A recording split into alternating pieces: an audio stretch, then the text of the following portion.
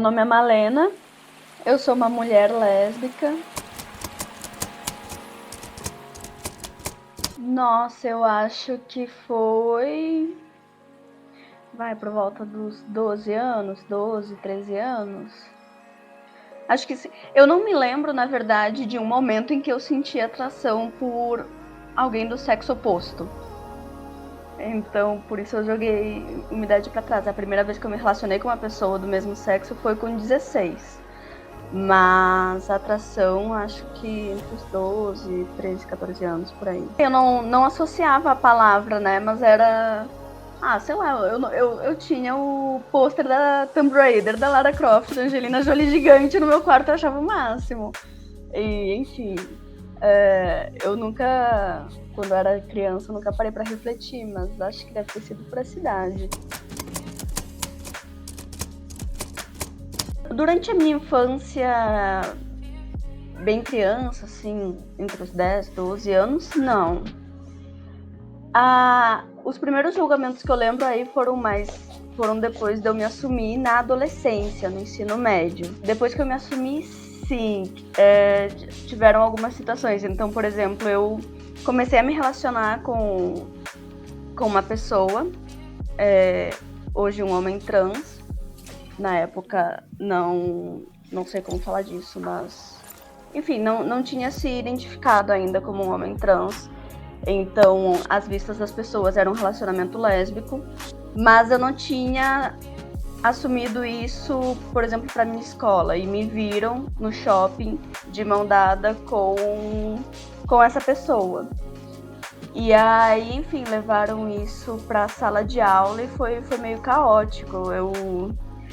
Eu formou um grupinho, assim, bem coisa de filme americano, formou um grupinho das garotas populares que ficavam encrencando comigo, me chamando de sapatão, eu fiquei um tempo excluída.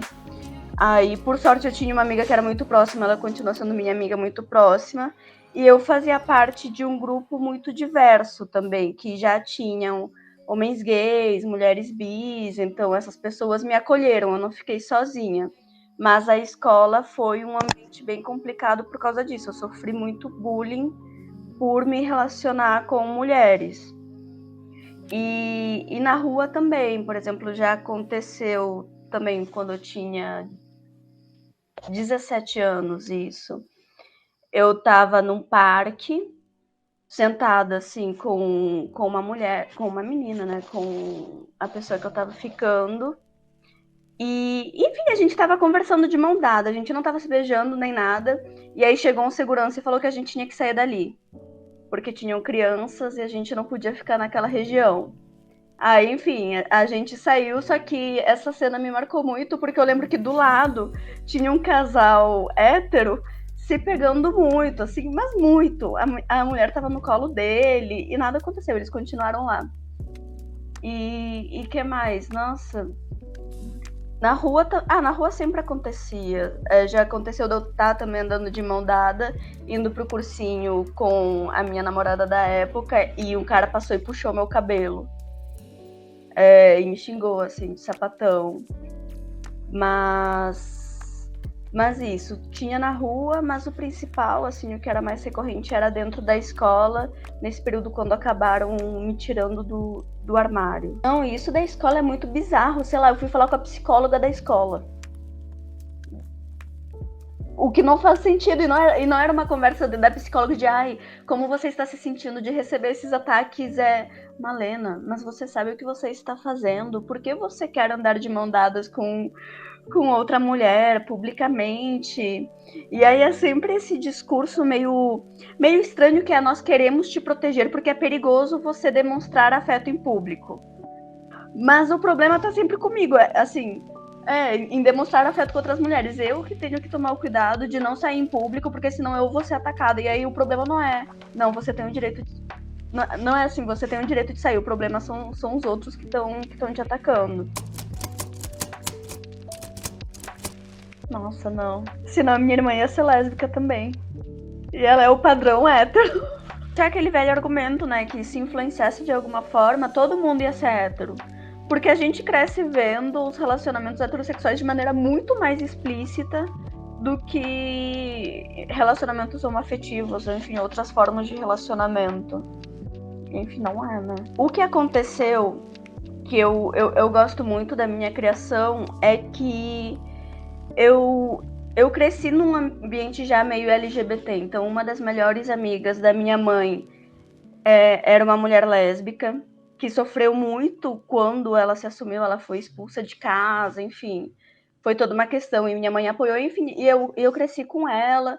O padrinho da minha irmã é um homem gay, então sempre esteve no meu entorno, para mim não era algo desconhecido.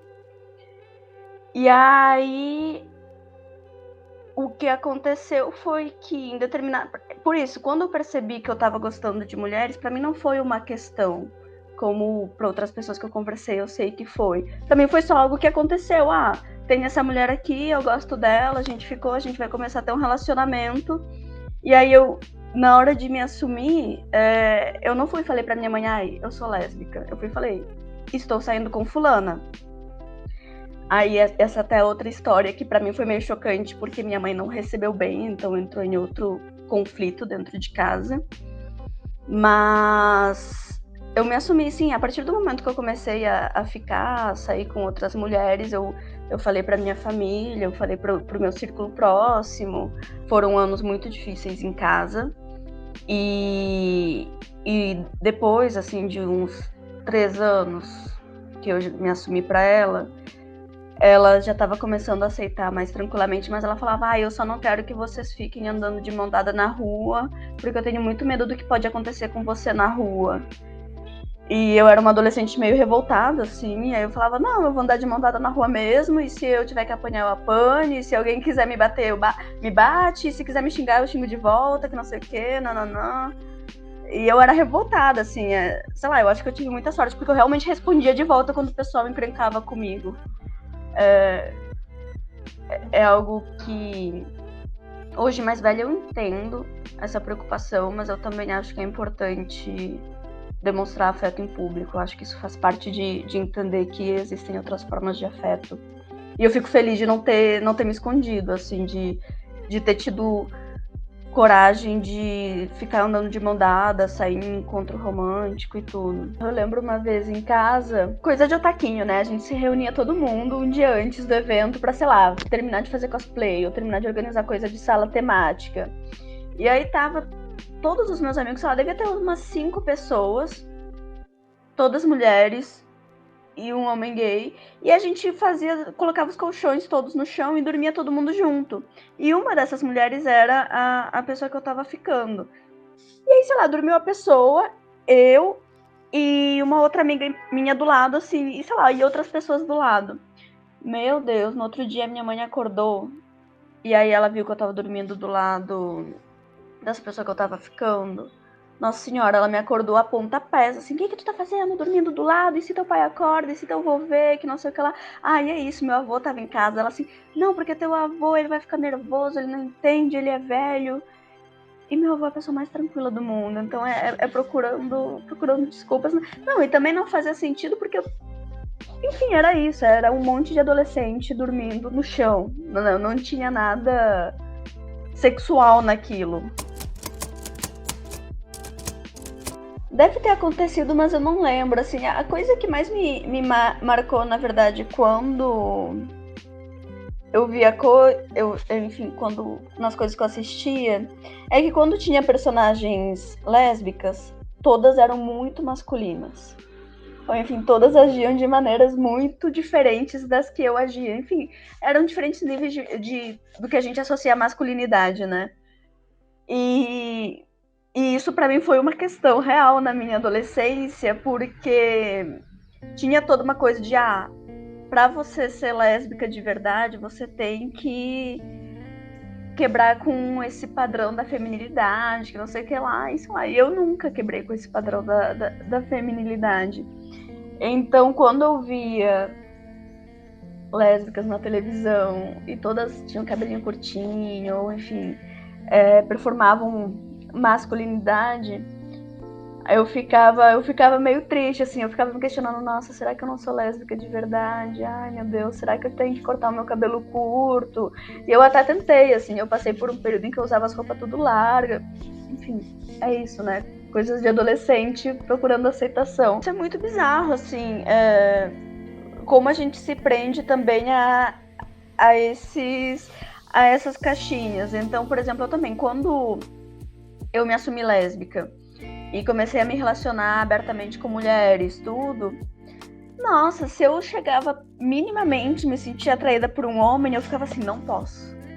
Corte o mal pela raiz, porque senão isso de alguma forma vai invalidar a minha sexualidade. E também tinha a questão de que eu tava lutando tanto para ter a minha sexualidade validada, seja na aparência, seja para minha mãe aceitar a pessoa com quem eu tava saindo. Enfim, no próprio círculo, né, LGBT, eu queria ser levada a sério na minha sexualidade. Aí eu vi um homem que despertasse o mínimo de interesse, eu já ficava assim, não pode, não, não, não, não, não. Tanto que eu, por exemplo, a primeira vez que eu fiquei com um homem foi em Viçosa. Antes disso, eu nunca tinha me relacionado de nenhuma forma sexual, romântica, amorosa com um homem. Hoje isso já tá bem mais resolvido, né? Mas na adolescência foi uma questão. Não, era tudo procurando formas de validar. Contra o toque, sim. Isso sempre, assim. Meus pais nos ensinavam de não podem te encostar em tais regiões. Se te oferecerem isso, você não pode aceitar. Então, em casa tinha uma preocupação bem grande sobre isso. Na escola, não. Na escola, nada. Mas sobre educação sexual, quando eu vi essa pergunta que tu me mandou, eu também lembrei de uma outra situação que aconteceu no ensino médio. E aí foi depois de todo mundo descobrir que eu saía com meninas, mas que teve uma aula de educação sexual.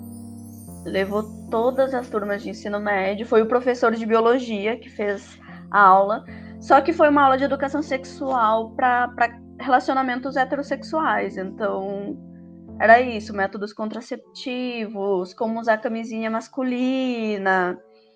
E nos relacionamentos entre duas mulheres, as formas de proteção são muito mais abstratas. Quer dizer, antes ainda, assim, sei lá, quando eu tava na escola, não se conhecia nada. E eu lembro que eu passei... E eu sempre fui muito preocupada, isso sou eu, assim, eu tenho muita preocupação de pegar doenças. Então, eu sempre faço todos os exames, tudo, e quando eu comecei a ter uma vida sexual ativa, eu tinha muita preocupação sobre isso, sobre como me proteger de DSTs, ISTs, e fui nessa aula na esperança de descobrir como me proteger, porque eu olhava na internet e também não tinha muitas soluções, assim. O que aparecia era usar plástico filme. O que, né, é estranho. E aí, bom, passou a aula inteira, não mostraram nenhuma outra forma de proteção, além da voltada para casais heterossexuais. E no fim, eu era muito amiga desse professor. Assim, eu confiava muito nesse professor. E aí eu fui e perguntei pra ele, eu falei... o nome dele era Telmo. Telmo, eu queria saber proteção, formas de sexo seguro pra lésbicas, pra duas mulheres. E aí ele falou, nossa, eu nunca tinha pensado nisso. Mas eu não sei também, não sei o quê. E aí, bom, não sei se nos próximos anos ele foi atrás disso e mudou. Mas até nesses detalhes, né? Isso, como duas adolescentes, duas mulheres jovens se protegem sexualmente é muito difícil. Agora eu vou desviar completamente não completamente, mas da faixa etária. Não, até em ginecologista, assim.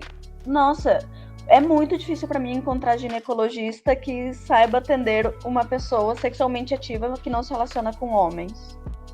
Ou, enfim, com pessoas com pênis. Porque tu chega e a pessoa fala, que pílula você usa? Não uso pílula. Como que você não usa pílula? Você vai engravidar? Não, eu sou lésbica, não sei o que lá. Mas como você se protege? Eu não sei, minha filha, você tem que me dizer como que eu posso me proteger. Então, Eu acho que é uma discussão que tá muito distante ainda. E aí, pra adolescência, pra infância, é mais distante ainda. Nossa, não, sim. Mas era uma identificação de quero ser essa pessoa. Assim, quero ser esse. Pra mim, o maior exemplo de todos, que vai ser sempre um ícone LGBT, é Sailor Moon. É Sailor Moon. Aí tem, né, a Sailor Uranus, que eu agora não lembro qual é o nome dela fora do modo Sailor Moon. Mas tem a Sailor Uranus, que é uma personagem não binária, né, na verdade. É uma personagem não binária, só que na época isso estava a anos-luz de distância, então eu via como uma personagem que fugia dos padrões. Assim, que tinha algo ali que me atraía. Eu falava, gente, eu quero ser essa pessoa. No episódio que ela aparece, todas as Sailors, né, todas as personagens ficam apaixonadas por ela. Ela desperta, assim, muito interesse e todo mundo fica assim, meu Deus, que não sei o que lá. Elas achavam que era um homem. Elas não sabiam que era uma mulher. Todas começavam a meio que competir pela atenção dela, que não sei o que, nananã. E aí, enfim, no fim do episódio se descobre que é uma mulher e que ela tem uma relação com outra mulher, inclusive, que é a Netuno. E tudo isso, quando eu vi mais adulta, ficou bem mais evidente. Quando eu era criança, obviamente, eu não tive essa noção, mas eram sempre minhas duas personagens favoritas, eram aquelas lá. No desenho original, nas temporadas finais, já tinha mais discussão, tanto que surgiram outros personagens que mudavam de gênero quando se transformavam. Então, fora da transformação eram homens, e quando se transformavam eram mulheres, assim, mulher com peito, mulher, o estereótipo de mulher, assim. Só que isso foi, sei lá, eu acho que na última temporada, algo assim, que tinha mais essas discussões. Tanto que o relacionamento das duas ficou mais evidente na última temporada. Mas eu lembro mais porque eu reassisti há pouco tempo o desenho antigo, né? Mas antes de reassistir, as cenas que eu mais lembrava eram sempre relacionadas a essas duas. Eram as cenas que eu mais gostava, assim. E depois, eu via muito anime. Os desenhos que eu consumia eram todos animes, porque minha mãe era muito fã de anime. Ela falava assim, vai estrear esse anime novo, você tem que ver. E ela me fazia assistir. Então, os exemplos vão ser todos esses. Mas o anime tem uma coisa legal, que é essa certa androginia nos personagens, né? Sempre tem personagens muito andrógenos. Eu sempre me sentia muito atraída, assim, muito interessada nesses. Então, sei lá, em Sakura, que eu assistia também, era Yukito. Então, o Yukito, eu sempre ficava muito fascinada. Depois, quando ele vira lá a carta Cloak, ele fica com o cabelão comprido. Então, fica fazendo muito esse jogo, né, de masculino, feminino. O que mais? Em Shaman King tinha o Hal, eu acho também, que era um homem, só que, enfim, tu olhava, podia ser uma mulher. Então tinha muita essa androginia e eu amava muito. Então eu ficava sempre muito atraída por esses personagens. Eu gostava muito deles. E são personagens que até hoje, assim, eu gosto muito. Quando eu volto a assistir, eu volto a gostar mais desses personagens. Eu tava... Bom, é que isso não é pra criança, né? Mas eu tava vendo o desenho da Harley Quinn. Mas antes, eu vi She-Ra, o novo. É muito lindo! Não, eu fico comentando que deve ser muito bom pras crianças de hoje ter esses desenhos. Enfim, Harley Quinn não, mas She-Ra, tem o Steven Universe também. Tem vários desenhos que tratam disso. Não tratam... Enfim, é isso. O foco não é isso. Isso só está lá. E isso é muito incrível, porque eu lembro que uma chateação minha, também mais velha, assim, adolescente, era que quando tinham personagens lésbicas, o foco era sair do armário e ser lésbica. E eu só queria ver um negócio com as pessoas existindo, vivendo suas vidas e fazendo outras coisas, não que fosse tudo sobre sair do armário e ser lésbica, porque aí fica sempre tudo muito atrelado ao trauma, né? Porque, enfim, as representações são todas traumáticas que eu assistia do sair do armário. Mas deve ser muito incrível, porque hoje tem muito desenho abordando isso. Se eu tiver filhos, eu quero colocar eles para assistir esses desenhos. Porque trata de muita coisa. É isso. Tem muita representatividade, mas também tem muitas lições de vida, de aceitação e de convívio e de lidar com os problemas. E é tudo tão sensível, sei lá, esses desenhos que eu tenho assistido, todos são de uma sensibilidade tão grande. São pessoas muito com muita raiva, né? E sem muito contato com pessoas diferentes. É isso, a gente que fica numa bolha. A gente fala que a gente tá numa bolha. Mas a questão é que essas pessoas que fazem esse tipo de comentário, elas estão numa bolha muito mais restrita. É assim, elas têm uma viseira e elas não olham meio centímetro pra frente. Se a pessoa tiver uma unha diferente dela, ela já vai desconsiderar isso. Tenho muita pena das crianças, porque aí é isso, os cenários são todos negativos. A criança vai crescer sem saber que existem outras coisas para além daquilo que os pais acham certo. Aí ou ela vai crescer e reproduzir aquilo que os pais fazem e sentir ódio, ou sei lá. Ou ela vai ser uma criança LGBT. E aí vai saber como ela vai, primeiro, ela mesma lidar com isso. E caso ela consiga lidar com isso, como ela vai expor isso para a família dela e como a família dela vai receber. Então tem muitos níveis assim de crueldade. Não só com a comunidade, mas com as crianças também. E de privar, né? De privar o conhecimento, porque quando a gente é criança, a gente é isso, a gente não tem a maldade, né? Assim, a gente não tem essa malícia. Então tudo é muito novo, tudo é muito incrível, a gente vê. É isso, sei lá, que nem eu falei mais cedo. Eu ficava muito maravilhada com um personagem que era homem, e aí ele se transformava e tinha um cabelão muito longo, e enfim, quebrava com esses padrões.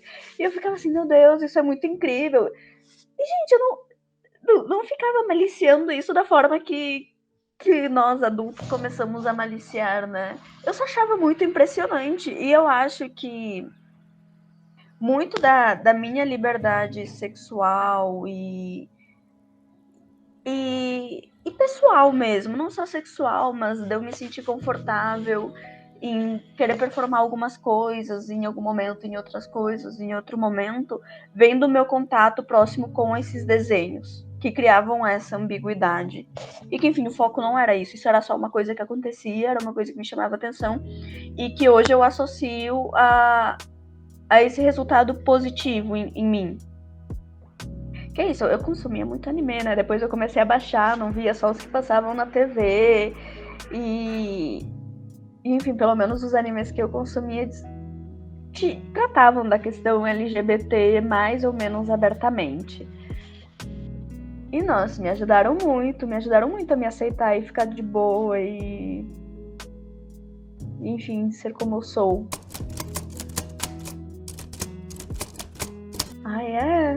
Nossa, por causa disso que eu acabei de falar. Mas repetindo, mas assim, não.